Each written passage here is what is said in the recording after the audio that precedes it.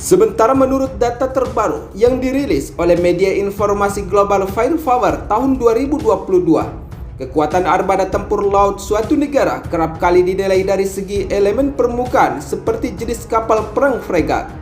kapal patroli, kapal korvet, dan beberapa jenis kapal pendukung lainnya. Sementara untuk jenis kapal perang bawah laut, yaitu adalah sebuah kekuatan armada tempur laut yang memiliki fungsi pengintaian bawah laut ataupun penyerangan dari bawah laut dengan menggunakan kapal selam.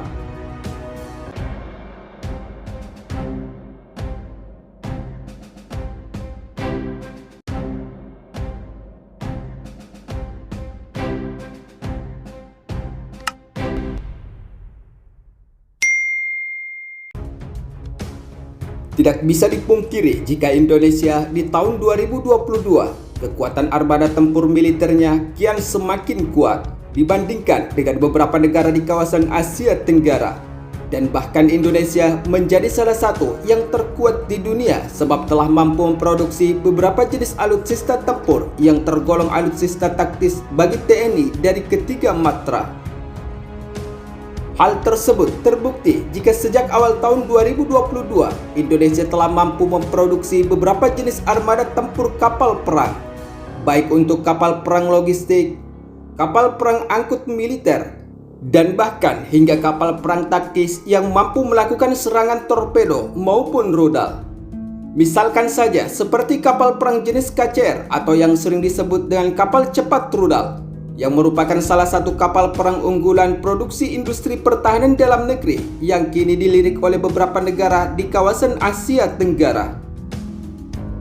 Namun kali ini kita akan fokus membahas kekuatan armada tempur kapal perang jenis fregat milik TNI Angkatan Laut Indonesia, baik produksi dari luar negeri maupun produksi dari dalam negeri. Dengan semakin bertambahnya jenis kapal perang fregat yang dimiliki Indonesia tentunya menjadi salah satu kebanggaan bagi TNI. Ditambah lagi Indonesia ternyata sudah mampu memproduksi kapal perang jenis fregat sebagai kebutuhan esensial bagi TNI Angkatan Laut. Sementara menurut data terbaru yang dirilis oleh media informasi global Firepower tahun 2022, kekuatan armada tempur laut suatu negara kerap kali dinilai dari segi elemen permukaan seperti jenis kapal perang fregat, kapal patroli, kapal korvet, dan beberapa jenis kapal pendukung lainnya. Sementara untuk jenis kapal perang bawah laut, yaitu adalah sebuah kekuatan armada tempur laut yang memiliki fungsi pengintaian bawah laut ataupun penyerangan dari bawah laut dengan menggunakan kapal selam. Namun untuk saat ini yang akan kita bahas adalah merupakan kekuatan armada tempur laut Indonesia dari jenis kapal perang fregat yang masih aktif dan merupakan salah satu kekuatan terbesar armada tempur laut Indonesia, sehingga Indonesia menduduki posisi ke-7 besar di dunia dari 142 negara yang terdaftar di dunia. Seperti yang kita ketahui, jika seluruh armada tempur kapal perang milik TNI Angkatan Laut Indonesia tentunya didahului dengan inisial KRI atau Kapal Perang Republik Indonesia. Menurut data resmi yang beredar di tahun 2022 ini, Indonesia dikabarkan telah diperkuat dengan 8 unit jenis kapal perang fregat kelas Ahmad Yani dan kelas Marta Dinata yang sedang beroperasi di wilayah teritorial Indonesia, walaupun beberapa situs lainnya juga telah menggambarkan bahwa dari ke-8 armada tempur kapal perang fregat Indonesia akan dipensiunkan. Namun untuk di posisi yang pertama, kita akan membahas armada tempur kapal perang jenis fregat buatan Indonesia yang kini menjadi sorotan media informasi dunia militer, yaitu adalah kapal perang kelas Marta Dinata atau KRI I Gusti Ngurah Rai 332 yang merupakan salah satu jenis kapal perang fregat paling canggih di kelasnya dan telah diperlengkapi dengan berbagai sistem maupun senjata jenis meriam, torpedo, dan hingga rudal jarak jauh. Misalkan saja kapal perang jenis fregat ini telah diperkuat dengan senjata otom melara 76 mm, Rheinmetall Millennium 35 mm, 12 PLS Mikasa, 8 rudal Exocet MM40 Blok 3 SSM terbaru yang merupakan salah satu rudal jarak jauh tercanggih, dan rudal bawah laut yang seringkali disebut dengan torpedo sebagai salah satu senjata andalan bagi kapal perang KRI I Gusti Ngurah Rai 332 untuk melakukan serangan permukaan maupun bawah laut. Sementara yang kedua untuk kapal perang fregat jenis kelas Marta Dinata, yaitu adalah kapal perang KRI Raden Edi Marta Dinata 331 yang merupakan salah satu kapal perang fregat terbaru yang telah mulai diproduksi pada awal tahun 2017 lalu. Dan kapal perang ini adalah merupakan salah satu kapal perang tercanggih milik Indonesia yang merupakan salah satu produksi industri galangan perkapalan Belanda.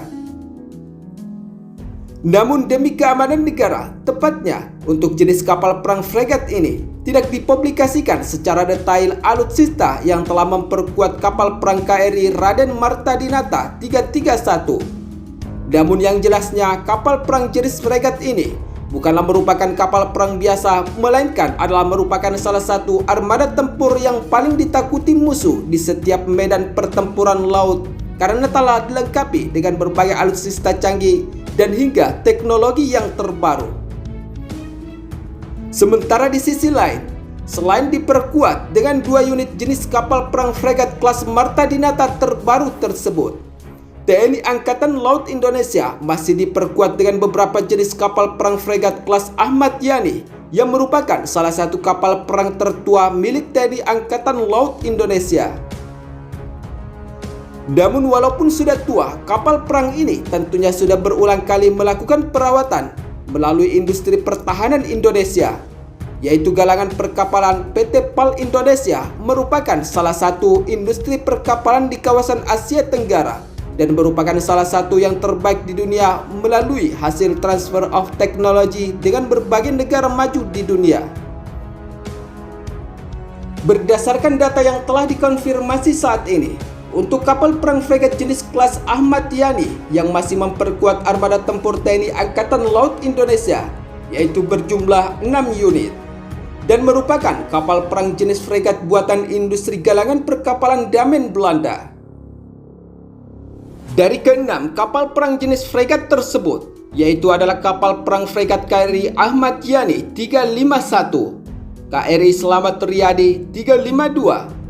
KRI Yos Sudarso 353, KRI Oswal Siahaan 354, KRI Abdul Halim Perdana Kusuma 355, dan KRI Karel Satsuit Tubun 356. Dari ke-6 kapal perang jenis fregat milik TNI Angkatan Laut ini, walaupun terbilang sudah cukup tua, namun dari segi peoperasian masih terbilang layak beroperasi karena selalu mendapatkan perawatan dan bahkan alutsista yang digunakannya merupakan senjata maupun rudal jarak jauh tercanggih.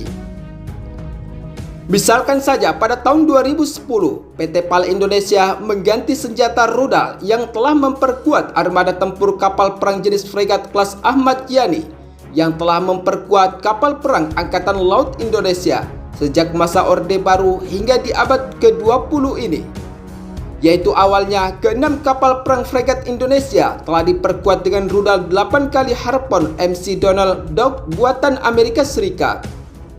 Namun karena kebutuhan pertahanan, akhirnya di-upgrade oleh TNI Angkatan Laut dengan menggunakan rudal 4 kali P800 Onyx atau yang lebih sering kita dengar dengan rudal Yakhot buatan Rusia. Rudal ini adalah merupakan salah satu rudal paling dahsyat di kawasan Asia Tenggara. Sebab pada tahun 2005 lalu, Indonesia dan Malaysia sempat bersitegang terkait Kepulauan Ambalat yang diklaim oleh Malaysia saat itu. Namun setelah Malaysia mengetahui jika setiap armada tempur kapal perang fregat milik TNI Angkatan Laut Indonesia telah diperkuat dengan berbagai jenis rudal paling mematikan dan salah satunya adalah rudal Yakhot buatan Indonesia, akhirnya membuat nyali militer Malaysia menjadi ciut.